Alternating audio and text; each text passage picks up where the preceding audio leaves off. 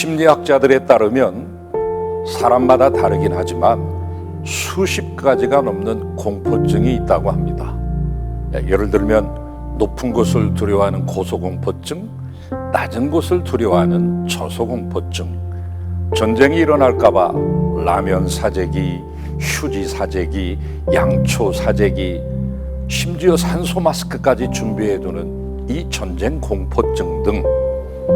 그런데 전쟁이 일어나면 어떻게 하나, 아이고 병 걸려 죽으면 어떻게 하나, 이런 걱정과 두려움은 어느 시대, 어느 세대를 막론하고 존재해 왔습니다.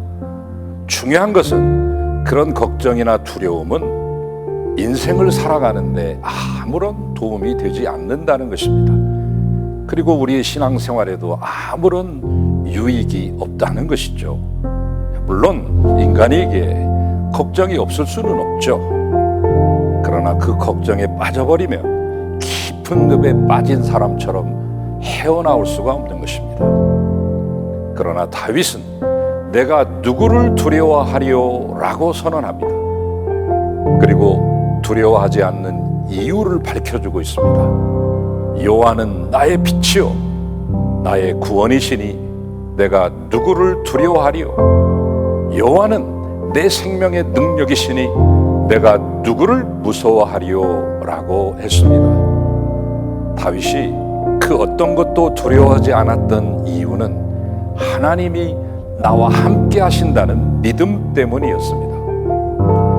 다윗은 그의 소년 시절 키는 2m 80cm가 넘고 그가 입었던 총동 갑옷은 57kg이었으며 창날 무게만 7kg이 되는 육중한 그 창을 파리채 휘두르듯 하는 거인 골리앗과 싸운 적이 있습니다. 한마디로 원자탄 앞에 새총 겨누는 격이었습니다.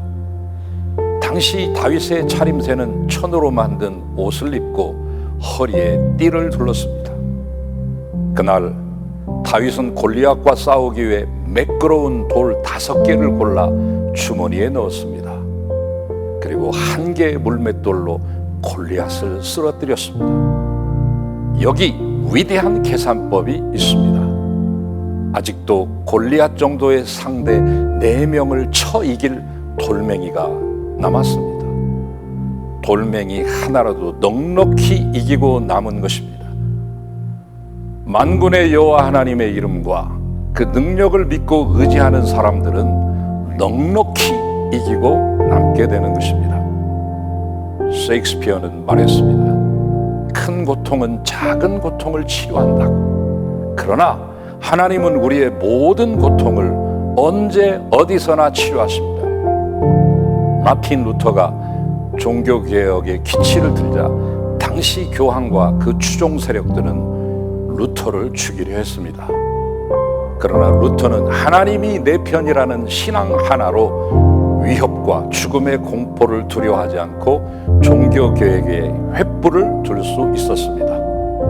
그때 지은 찬송이 내조는 강한 성이요 방패와 병기 되시니 큰 환난에서 우리를 구하여 내시리로다. 오늘 또 하나님과 함께하는 사람들은 겁이 없습니다. 왜? 그분이 환난 날에 지켜주시기 때문입니다. 왜?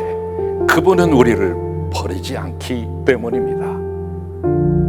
루마니아의 리처드 범브란트 목사님은 1948년 이 루마니아가 공산화되면서 체포되어 무려 14년 동안 감옥에서 온갖 고초를 겪었는데 그 마지막 3년 동안은 햇빛마저 차단된 지하 감옥에서 지냈습니다. 그는 이 감옥에 있는 동안 성경을 수백 번 읽었는데 두려워 말라라는 말씀이 365번이나 된다는 것을 발견하게 됩니다. 그러니 하나님은 365일 매일 한 번씩 사랑하는 자녀들에게 두려워 말라고 격려하시고 위로하시는 것이라고 말했습니다. 그렇습니다.